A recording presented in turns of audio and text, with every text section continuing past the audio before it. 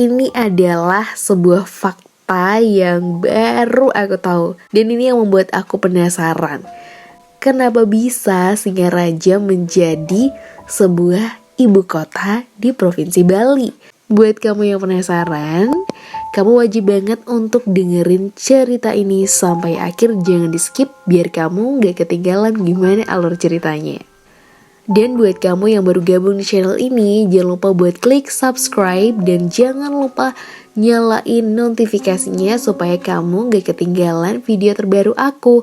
Oke, kisah ini berawal dari sebelum tahun 1958. Yang ternyata ibu kota Bali justru di Singaraja, yang kemudian jadi ibu kota Kabupaten Buleleng.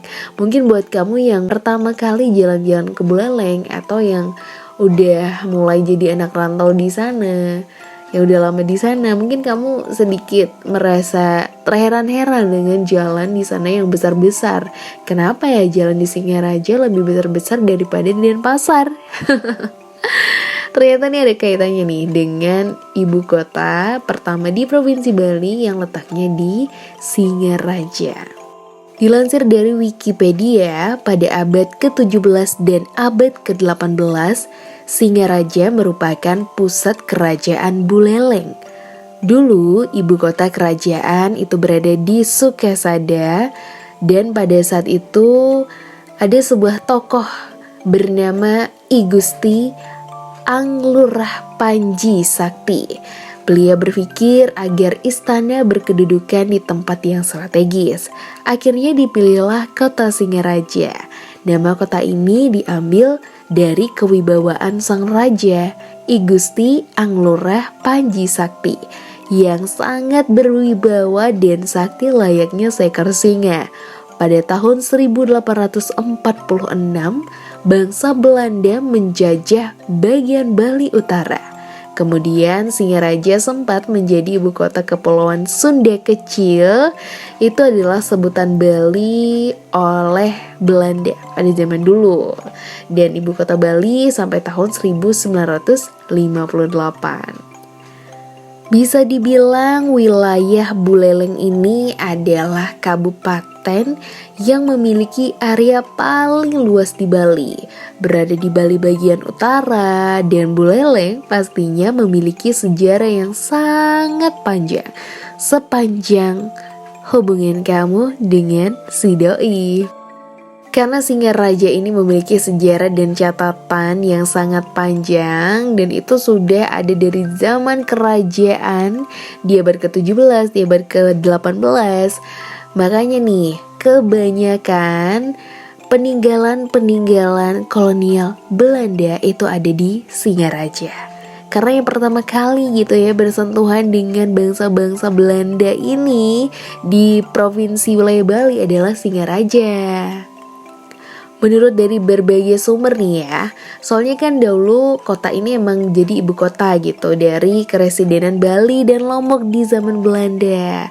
Kemudian setelah kemerdekaan, status kota Singaraja sebagai ibu kota masih tetap dipertahankan, namun beda nama provinsinya, yakni Provinsi Sunda Kecil. Ketika Sunda Kecil pecah menjadi 3 provinsi, Singaraja masih tetap menjadi ibu kota Bali sampai dengan tahun 1958. Nah, karena kota ini dulunya penting banget buat Belanda, makanya banyak banget peninggalan-peninggalan Belanda yang ada di Kabupaten Buleleng ini. Kira-kira ada peninggalan apa aja ya yang pernah kamu kunjungi dan yang kamu tahu, atau mungkin selama ini kamu datang ke sana tapi kamu gak tahu kalau itu ternyata peninggalan Belanda?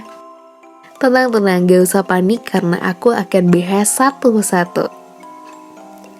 Yang pertama ada SMP Negeri 1 Singaraja. Ayo, siapa nih yang bersekolah di sini? Ternyata sebelum masa kemerdekaan, dulunya gedung ini adalah sekolah mulo atau setara dengan SMP. Nah, sekolah mulo ini biasanya di sini itu yang bersekolah adalah anak-anak pada zaman Hindia Belanda.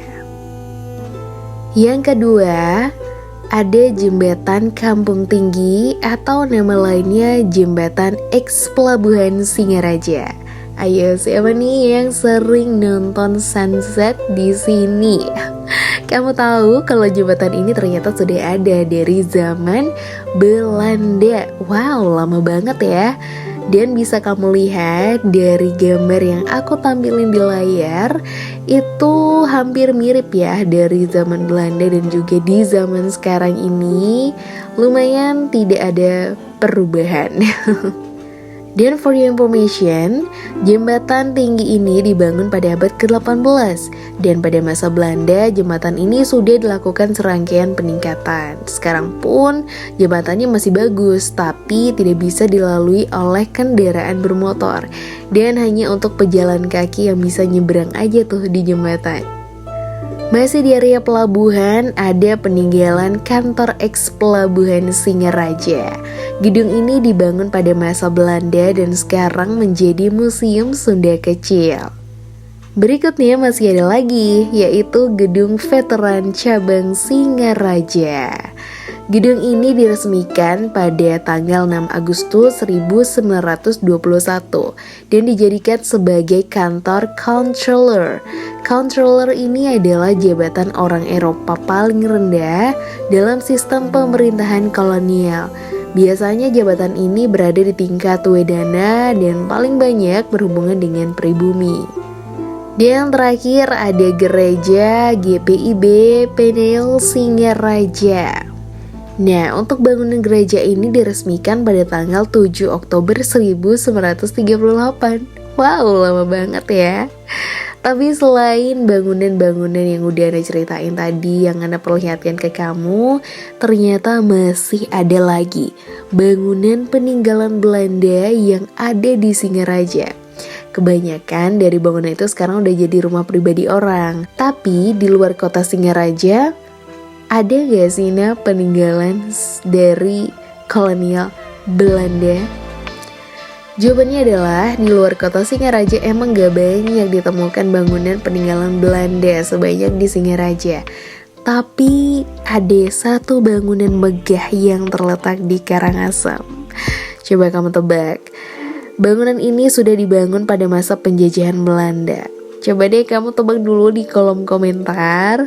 Buat kamu yang jawabannya bener dan pingin kita bahas lebih lanjut lagi mengenai bangunan yang cantik dan megah ini, boleh banget buat kamu komen sebanyak-banyaknya di kolom komentar.